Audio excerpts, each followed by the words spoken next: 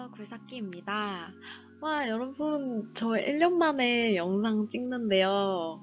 그동안 못 찾아뵈서 일단은 죄송하단 말씀 먼저 드리고, 제가 오랜만에 영상을 올린 이유는 제가 또 이직을 하게 됐어요. 이직하게 된 회사에 인턴분이 새로 오셨거든요.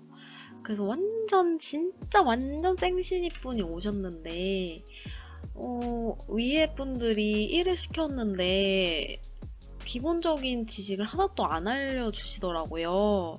그래서 인턴분이 돌고 돌아서 저한테 정규직링에 대한 문의를 주셔가지고 회사를 다니면 무조건 알아야 된다고 생각하는 정규직링에 대해서 오랜만에 영상을 한번 찍어보도록 하겠습니다. 모든 신입분들 화이팅 하시길 바라며 영상을 한번 정리해서 올려보겠습니다. 정규증빙에는 총 3가지가 있어요. 제가 말하는 정규증빙의 뜻은 나라에서 인정해주는 증빙이에요. 첫 번째로 세금계산서, 두 번째로 카드, 세 번째로 현금 영수증입니다. 첫 번째로 세금계산서는 사업자 간의 통장 거래나 현금 거래를 할 경우에 사업자 등록 번호로 세금계산서를 발행해줘서 서로 증빙을 하는 경우에요. 법인 사업자 같은 경우에는 의무로 전자세금계산서를 발행을 해야 되고, 개인 사업자는 종이 세금계산서나 계산서로도 발행 가능합니다. 네, 두 번째 카드는 저희 개인적으로 뭐 신용카드나 체크카드 결제하는 거 있잖아요. 그거랑 똑같아요. 법인이나 개인 사업자 같은 경우는 사업자 명으로 카드를 발급을 받거든요. 그래서 그거로 그냥 결제하면 정규증빙 됩니다. 그리고 세 번째로 현금 영수증. 이것도 똑같아요. 저희 현금으로 결제할 경우에 뭐 직원분들이 현금 영수증 해드릴까요? 하면 네, 해주세요 하잖아요. 그래서 저희 연말정산에 반영하는 것처럼 사업자도 똑같이 현금 영수증을 발행을 받을 수가 있어요. 그래서 이 경우에는 저희 같은 경우는 개인 핸드폰 번호로 현금 영수증을 발행을 받는데 사업자 같은 경우에는 사업자 등록증에 적혀 있는 사업자 번호로 발행을 받습니다.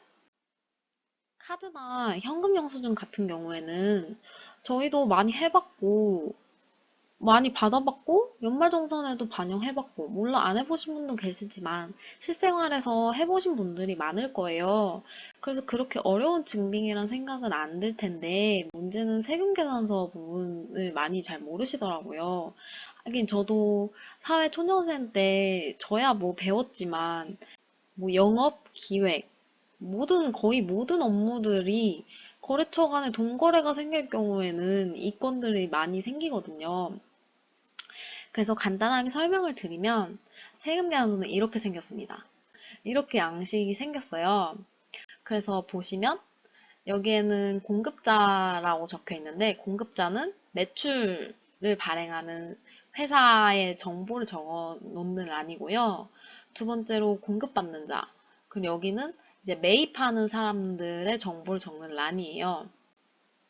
그래서 여기 보면 등록번호 이렇게 적혀 있는 거는 제가 아까 말씀드린 것처럼 이제 회사에 취업을 하게 되면은 회사마다 저희 민증 있는 것처럼 사업자 등록증이라는 게 있어요.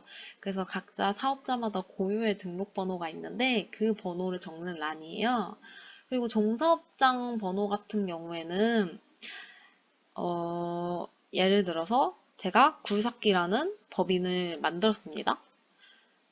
굴삭기라는 법인을 만들었는데 저는 이 법인을 하나는 뭐 영등포에 만들고 두 번째는 뭐 강남에 만들고 싶어요. 근데 사업자 번호를 각각 하고 싶지는 않은 거예요. 왜냐하면 사업자 번호를 각각 하게 되면은 사업자가 2개가 생기는 거여서 각종 세금 신고를 2번을 해야 돼요. 저는 그게 싫어서 그래서 저는 한 사업자 번호 안에 여러 지역에 있는 회사를 통합하겠다. 그래서 1번은 영등포, 2번은 강남. 이렇게 하겠다. 라고 한 거예요. 그래서 이런 경우는 흔치는 않은데, 뭐, 좀 큰 공기업 같은 경우나, 뭐, 저희가 많이 아는 대기업들 같은 경우에는 이런 종사업장 번호를 쓰는 데가 많아요. 그래서 이런 경우에는 매입처, 그러니까 저희가 만약에 구매를 할 경우에 이 종사업장이 만약에 저희가 2번이다. 그러면 2번으로 발행해 주세요 하면은 매출처에서 2번으로 발행을 해 주실 거예요. 그리고 상호는 저희 사업자 등록증 안에 적혀 있는 회사명, 그리고 성명은 대표님 성명, 사업장 주소도 똑같이 사업자 등록증에 적힌 주소, 업태랑 종목도 똑같이 사업자 등록증에 모두 적혀 있습니다. 그리고 이메일 같은 경우는 홈택스에서 세금계산서를 발행을 하면 여기에 적혀 있는 메일로 이 세금계산서를 보내줘요.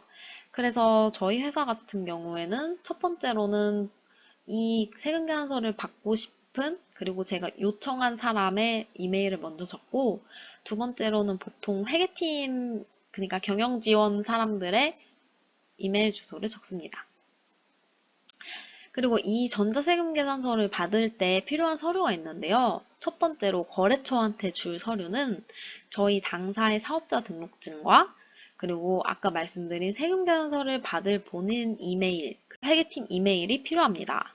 왜냐하면 거래처에서도 세금계산서를 발행을 해주려면 여기에 적혀있는 공급받는 자의 정보가 필요한데 그거를 알려면은 사업자 등록증이 필요해요. 그 안에 모든 정보가 다 들어있거든요. 아까 말씀드린 것처럼 저희 민증이랑 똑같다고 생각하시면 됩니다.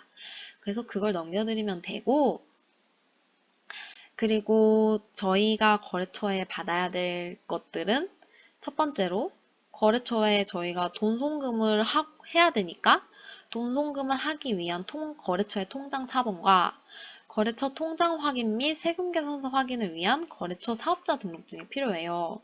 이게 무슨 소리냐면 저희가 송금을 할 때 세금계산서를 받는 경우에는 막 몇백짜리, 뭐 몇천짜리, 크면은 몇 억짜리 세금계산서를 받아야 될 때도 있을 거예요. 이런 경우에 만약에 1억에 대한 세금계산서를 받는다 치면은 저희는 1억이 작은 돈이 아니잖아요. 그리고 심지어 내 돈도 아니야. 근데 누구한테 송금을 해야 돼요. 근데 이럴 경우에 통장 사본만 받았어요. 통장 사본만 받았을 경우에 통장명이랑 사업자 등록증 명이랑 다를 경우가 있어요. 근데 저희가 이거를 제대로 확인을 안 하고 1억을 송금해버리면 그걸 누가 책임지겠어요?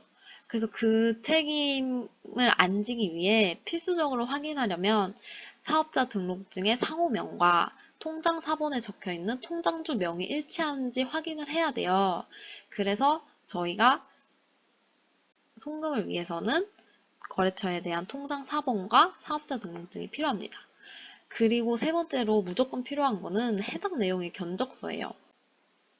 그리고 많은 신입분들이 잘 모르시는데 이 공급가액이랑 세액을 잘 모르시더라고요. 그래서 간단하게 설명을 하자면 저희 마트 가서 과자를 샀어요. 과자를 사면은 만약에 저희가 2,000원짜리 과자를 샀어요. 2,000원짜리 과자를 샀는데 거기 영수증을 자세히 보시면 공급가액이랑 부가세가 나눠져 있을 거예요.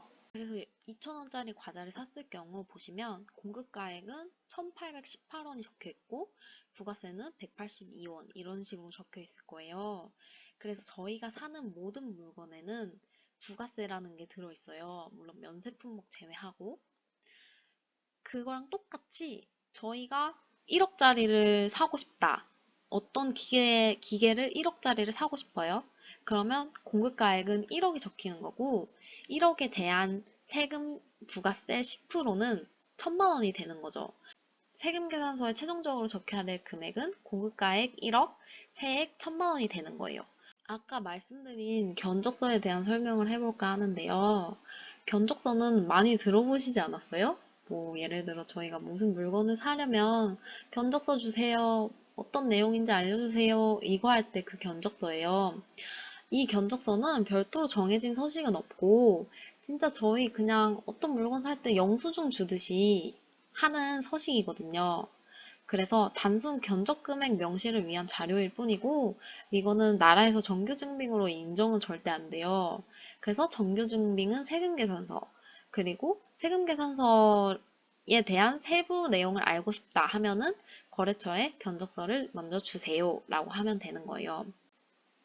그리고 견적서가 중요한 게 회사 생활을 할 때 뭘 사려고 하면은 이제 회사 내부에서 뭐 A 업체랑 B 업체랑 비교한 견적서를 가져와라 라고 하실 거예요. 그러면은 A 업체가 더 이득인지 B 업체가 더 이득인지 그거를 비교하기 위해 견적서를 무조건 가져오라고 하거든요. 그래서 보통 루트는 어떤 물건을 살지 정하고 두 번째론 비교 업체에 대한 견적서를 미리 받은 후에 우리 회사에 어떤 게 더 도움이 될지 비교 후 이게 더 A 업체가 더 괜찮다 하면은 A 업체 타당하고 결제를 받은 후에 세금 계산서를 요청을 해요.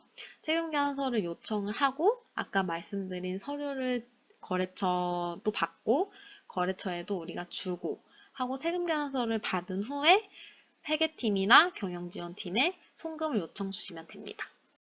이게 하다 보면은 쉬운데 처음 이제 입사하시고 이제 처음 뭔가를 기획하고 뭔가를 사려고 하다 보면은 뭔지 하나도 모르시더라고요. 그래서 이제 뭐 인턴이나 신입분들 들어가시는 분들이 회사 내부에서 교육을 해주면 좋겠지만 대기업 같은 경우는 해주지 않을까요? 근데 중소기업 같은 경우는 제가 물론 회사를 3개밖에 안 다녀봤지만 그냥 던져주는 느낌이 강하더라고요. 그래서 여러분 진짜 모르겠으면 무조건 물어보세요, 상사님한테. 상사분들이 그냥 던져주는 이유는 그 사람들은 신입이었던 시절이 너무 오래됐어요. 그래서 신입의 입장에서 생각을 못해요. 근데 저도 이해는 돼요. 저도 이제 5년 차에 들어가기 때문에 그 사람들이 자기가 신입 때 어떤 걸 몰랐고 어떤 게 힘들었는지 다 기억이 하나도 안 나요. 그래서 그냥 알아서 해라 하고 던져주는 거예요. 왜냐면 자기는 다 아니까. 그러니까 모르겠는 것은 무조건 상사분한테 물어보고, 아, 상사가 너무 무서워요. 상사님한테 못 물어보겠어요. 전 너무 소극적이에요. 뭐 MBTI가 I예요. 이런 사람들은 인터넷에 검색해 보시거나 제 유튜브 보시면서 미리 알고 회사 입사하셔서 그나마 상사가 무슨 일을 시켰고 내가 어떻게 하면 좋을지를 알고 일하셨으면 좋겠어서 제가 1년 만에 영상을 찍어봤습니다.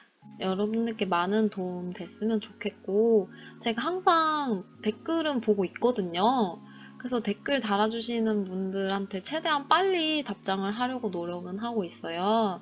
그래서 뭐 여쭤보고 싶으신 거나 정말 회사 생활에 궁금한 점 있으신 분들은 댓글 남겨주셨으면 좋겠고, 그리고 제가 그래도 1년 동안 열심히 일만 하면서 어떤 유튜브를 올릴지 한번 곰곰이 생각은 하고 있거든요.